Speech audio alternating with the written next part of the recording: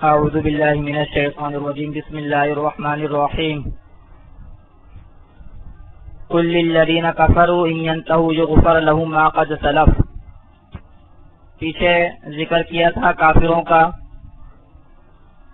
کہ اللہ تعالیٰ کافروں کو جہنم میں دھکیل دے گا ڈھیر بنا کر ایک دوسرے کے اوپر، اور دنیا میں بھی کافروں کا ذکر ہوا تھا پیچھے کہ یہ لوگ خوب اپنے مالوں کو خرچ کرتے ہیں اللہ کے راستے سے روکنے کے لیے.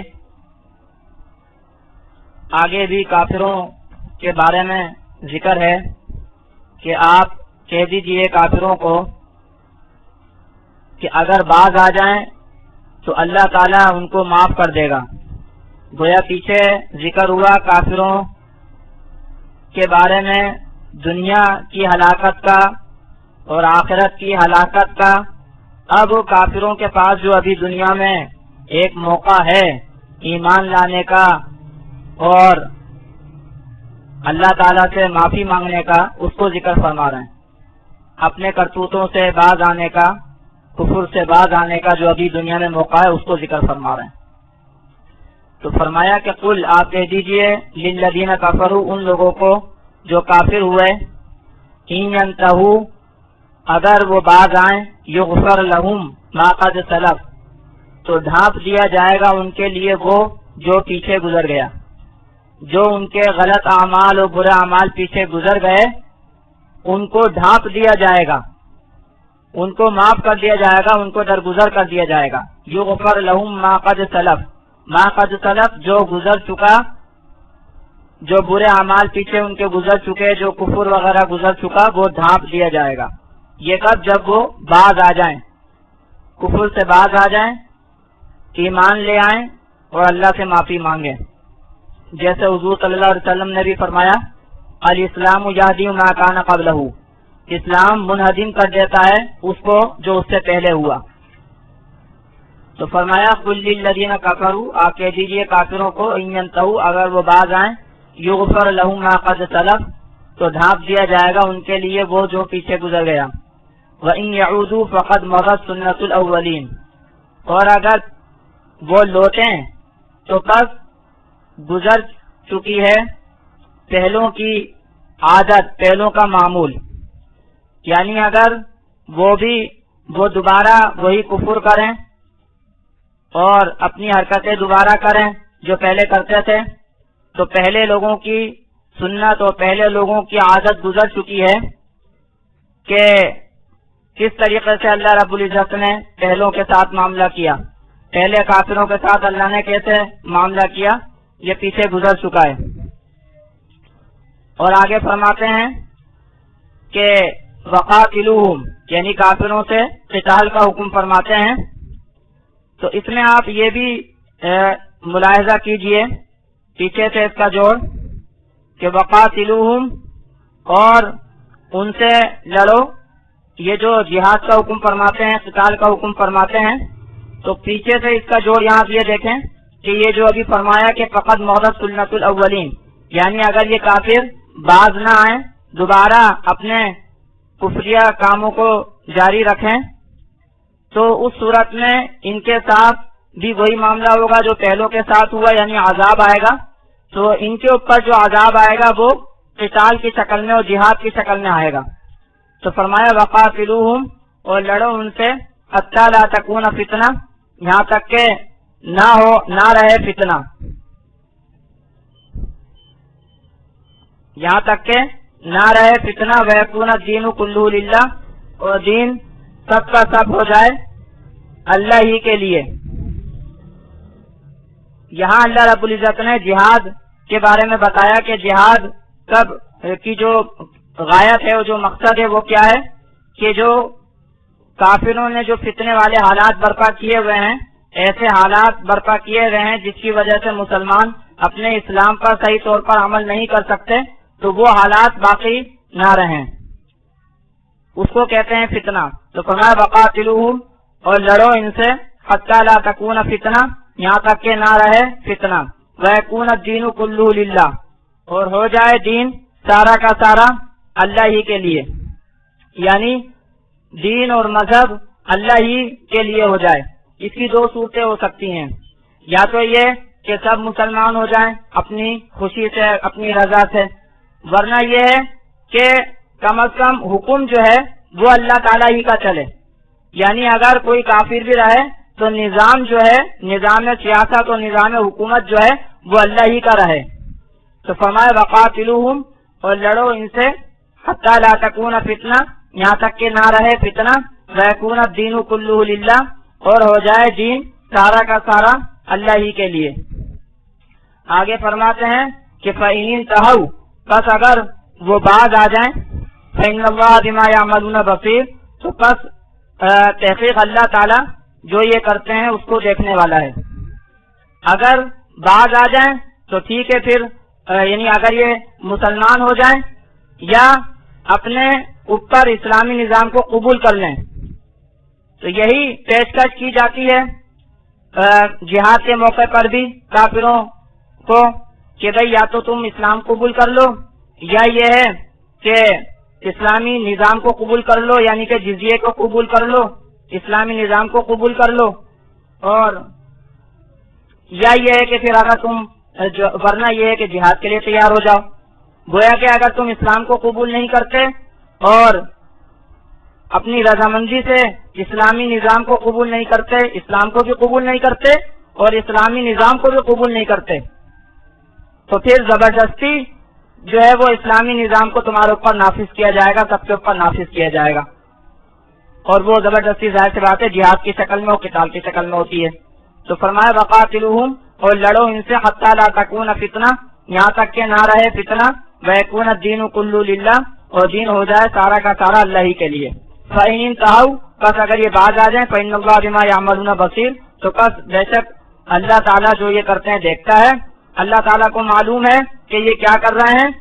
اگر یہ باز آ جاتے ہیں، یہ ایمان لے آتے ہیں، تو پھر جو ہے ان سے لڑائی کو روک دو، پھر اللہ تعالیٰ دیکھیں گے کہ یہ لوگ کیا کر رہے ہیں۔ وَإِن تَوَلَّوْا فَاعْلَمُوا أَنَّ اللَّهَ مَوْلَاكُمْ، اور اگر یہ پھر جائیں تو پس جان لو کہ تحقیق اللہ تعالیٰ تمہارا دوست ہے، تمہارا مددگار ہے۔ اگر یہ پھر جائیں، اگر یہ باز نہ آئے، اپنے کفر پر اڑے رہیں، تو یہ بات جان لو کہ اللہ تعالیٰ تمہارا مددگار ہے، تم پھر ان سے لڑو، ان سے جہاد کرو، اللہ تعالیٰ تمہاری مدد کرے گا۔ تو وَإِن تَوَلَّوْا، اور اگر یہ پھر جائیں، فَاعْلَمُوا، تو پس جان لو، أَنَّ اللَّهَ مَوْلَاكُمْ، کہ تحقیق اللہ تعالیٰ تمہارا دوست ہے، تمہارا مددگار ہے۔ نعم المولا و نعم النصیر، اچھا ہے دوست اور اچھا ہے مددگار۔ اللہ تعالیٰ اچھا دوست ہے اور اللہ تعالیٰ اچھا مددگار ہے۔ مولا جو ہے اس کے کئی معنی آتے ہیں، دوست کے معنی بھی آتے ہیں، مددگار کے معنی بھی آتے ہیں، اس کے علاوہ آقا کے معنی بھی آتے ہیں، غلام کے معنی بھی آتے ہیں۔ اصل معنی تو اس کے قریب کے ہوتے ہیں، تو چونکہ جو دوست ہوتا ہے وہ بھی قریب ہوتا ہے، جو آقا ہوتا ہے وہ بھی قریب ہوتا ہے، جو غلام ہوتا ہے وہ بھی قریب ہوتا ہے، جو سردار ہوتا ہے وہ بھی قریب ہوتا ہے، جو مددگار ہوتا ہے وہ بھی قریب ہوتا ہے۔ تو یہاں دوست کے معنی کیے گئے کیونکہ نصیر آگے آ رہا ہے مدد کرنے والا، تو فرمایا نعم المولا، اچھا دوست ہے، ونعم النصیر، اور اچھا مددگار ہے۔ یہاں یہ واضح فرمایا اللہ تعالیٰ نے کہ اگر کافر اپنے کفر پر اڑے رہیں تو پھر تم جو ہے ان کے ساتھ جہاد کرو، قتال کرو، اللہ تعالیٰ تمہارا مددگار ہے اور اللہ تعالیٰ تمہارا دوست ہے۔ اب آگے اللہ تعالیٰ غنیمت کے سلسلے میں جو پیچھے سوال کیا گیا تھا اس کی تفصیل بیان فرماتے ہیں۔ اجمالی طور پر تو جواب دے دیا تھا، مختصر طور پر تو جواب دے دیا تھا پیچھے کہ اللہ ہی کا ہے۔ پوچھتے ہیں آپ سے غنیمتوں کے بارے میں، تو قل الانفال للہ والرسول، آپ کہہ دیجئے کہ غنیمت جو ہے وہ اللہ ہی کی ہے اور رسول کی ہے۔ آگے اب اس کی تفصیل فرماتے ہیں، فرمایا کہ وَاعْلَمُوا أَنَّمَا غَنِمْتُم مِّن شَيْءٍ فَأَنَّ لِلَّهِ خُمُسَهُ وَلِلرَّسُولِ وَلِذِي الْقُرْبَى وَالْيَتَامَى وَالْمَسَاكِينِ وَابْنِ السَّبِيلِ، اور جان لو کہ یہ جو کچھ تم لوٹو کوئی چیز، یعنی غنیمت حاصل کرو کچھ چیز، بس تحقیق اللہ کا ہے، اس کا 5واں حصہ، اور رسول کا ہے، اور رشتہ داروں کا ہے، اور یتیموں کا ہے، اور مساکین کا ہے، اور مسافروں کا ہے۔ ان کنتم آمنتم باللہ، اگر تم ایمان رکھتے ہو اللہ پر، وما انزلنا علی عبدنا یوم الفرقان یوم التقى الجمعان، اور جو نازل کیا ہم نے اپنے بندے پر جس دن کے فیصلہ ہوگا، جس دن کے دونوں جماعتیں بھیڑیں۔ یہاں اللہ نے واضح فرمایا کہ مال غنیمت کس طرح تقسیم ہوگا، تو یہاں فرمایا کہ مال غنیمت کے 5 حصے کیے جائیں گے۔ تو جو 5واں حصہ ہوگا وہ اللہ کا ہوگا، رسول کا ہوگا، رسول کے رشتہ داروں کا ہوگا، یتیموں کا ہوگا، مسکینوں کا ہوگا اور مسافر کا ہوگا۔ یہ 5واں حصہ۔ باقی جو 4 حصے ہیں وہ مجاہدین میں تقسیم ہوں گے، جہاد میں جو شریک ہوئے تھے ان میں تقسیم ہوں گے۔ اس کی پھر جو تفصیل ہے وہ حدیثوں کے حوالے سے علماء بیان فرماتے ہیں۔ مثال کے طور پر جو سوار ہو اس کو دگنا ملے گا، پیدل کو اکیرا ملے گا۔ وہ باقی تفصیل جو ہے وہ حدیث اور فقہ کی کتابوں میں موجود ہے۔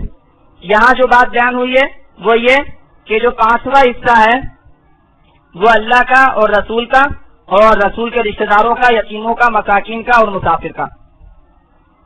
اب یہ جو فرمایا کہ اللہ کا اور رسول کا، تو ظاہر سی بات ہے کہ اللہ کو تو کوئی مال کی حاجت نہیں ہے، تو وہ جو 5واں حصہ ہے تو اب گویا کہ اس کی 5 مدیں ہیں۔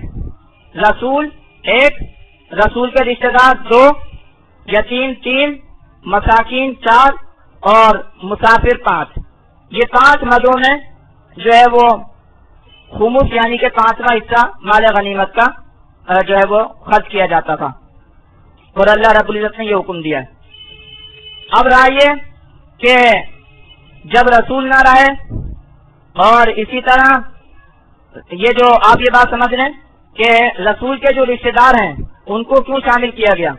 رسول کے رشتہ داروں کو اس وجہ سے شامل کیا گیا کہ رسول کے رشتہ داروں نے رسول کا ساتھ دیا، مختلف مواقع پر اسلام کا ساتھ دیا، حضور صلی اللہ علیہ وسلم کا ساتھ دیا،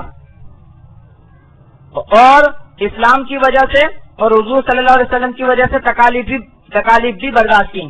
اس کے علاوہ ایک اور وجہ بھی علماء نے لکھی ہے، کیونکہ زکوٰۃ کا جو مال ہے وہ باوجود فقیر اور غریب ہونے کے حضور صلی اللہ علیہ وسلم نے اپنے رشتہ داروں کے لیے ممنوع قرار دیا تھا۔ زکوٰۃ کا مال حضور صلی اللہ علیہ وسلم نے اپنے رشتہ داروں کے لیے ممنوع قرار دیا تھا۔ اس کی بارے جو بھی حکمت ہے وہ انشاءاللہ تعالی آگے کسی موقع پر زکوٰۃ کے موقع پر بیان کر دوں گا۔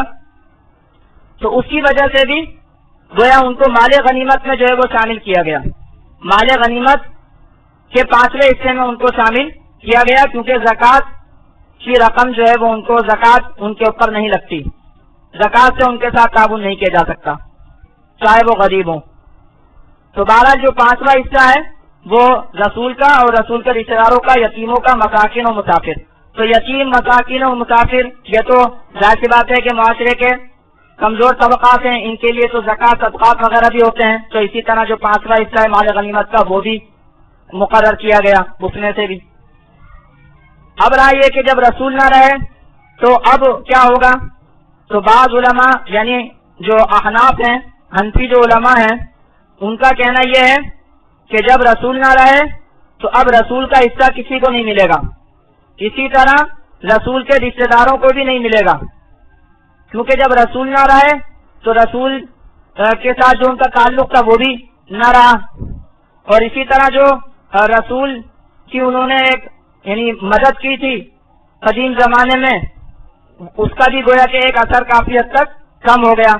یہ بعض علماء کا، احناف کے علماء کا کہنا ہے۔ یہ باقی 3 حصے، 3 مدیں جو ہیں وہ باقی ہیں، لیکن دوسرے علماء فرماتے ہیں کہ نہیں، جب رسول نہ رہا تو جو رسول کا جانشین ہے، امیر المؤمنین ہے، تو اس کے لیے ہوگا وہ حصہ جو رسول کے لیے ہوتا تھا، اسی طرح رسول کے جو رشتہ دار ہیں ان کو ابھی بھی ملے گا، یہ دوسرے علماء فرماتے ہیں۔ تو گویا دوسرے علماء کے نزدیک 5 مدیں برقرار ہیں، بس فرق یہ ہے کہ رسول نہ رہا تو جو رسول کا جانشین ہوگا، خلیفہ، تو اس کے لیے ہوگا۔ تو فرماتے ہیں کہ اور جان لو کہ جو کچھ تم غنیمت حاصل کرو کچھ، تو پس تحقیق اللہ کے لیے اس کا 5واں حصہ، اور رسول کے لیے اور رشتہ داروں کے لیے، یعنی رسول کے رشتہ داروں کے لیے اور یتیموں کے لیے اور مساکین کے لیے اور مسافر کے لیے. ان کنتم آمنتم باللہ، اگر تم ایمان رکھتے ہو اللہ پر، وما انزلنا علی عبدنا یوم الفرقان یوم التقى الجمعان، اور اس پر جو کچھ اتارا ہم نے اپنے بندے پر فیصلے کے دن جس دن دو جماعتیں بھڑیں. واللہ علی کل شیء قدیر، اور اللہ تعالیٰ ہر چیز پر قادر ہے، اور اللہ تعالیٰ ہر چیز کو کر سکتا ہے. یہاں یہ بھی واضح کر دوں کہ حدیثوں سے معلوم ہوتا ہے کہ حضور صلی اللہ علیہ وسلم جب اپنے لیے نکالتے تھے تو کعبہ کے لیے بھی نکالتے تھے. کعبے کی انتظامات کے حوالے سے جو خرچہ وغیرہ کچھ درکار ہوتا تھا اس کے لیے بھی نکالتے تھے. تو گویا کہ یہ جو فرمایا کہ اللہ کے لیے ہے، تو اس کو حضور صلی اللہ علیہ وسلم کعبے کے اخراجات کے طور پر استعمال کرتے تھے، کیونکہ کعبہ جو ہے وہ اللہ کا گھر ہے. اور بعض علماء نے یہ کہا کہ جس جگہ سے کعبہ دور ہے تو مساجد کے لیے کچھ نکالنا چاہیے. بہرحال یہ علماء کی تصریحات ہیں، قرآن میں اس کی وضاحت نہیں ہے. اور فرماتے ہیں کہ اگر تم ایمان رکھتے ہو اللہ پر، اور جو اتارا ہم نے اپنے بندے پر اس دن کہ جس دن فیصلے کا دن ہوا، یعنی بدر کا دن، جس دن دو جماعتیں بھڑی اور اللہ تعالیٰ نے اس دن جو ہے وہ کفر کافروں کا اور مسلمانوں کا فیصلہ کر دیا کہ کون غالب ہے اور کون جو ہے شکست خوردہ ہے، کون حق پر ہے اور کون باطل پر ہے. واللہ علی کل شیء قدیر، اور اللہ تعالیٰ ہر چیز پر قادر ہے. اللہ تعالیٰ نے مسلمانوں کو کامیابی عطا فرمائی اور کافروں کو ناکامی عطا فرمائی. آگے مزید غزوہ بدر کی تفصیلات ہیں، اس کو انشاءاللہ تعالیٰ اگلے سبق میں کریں گے.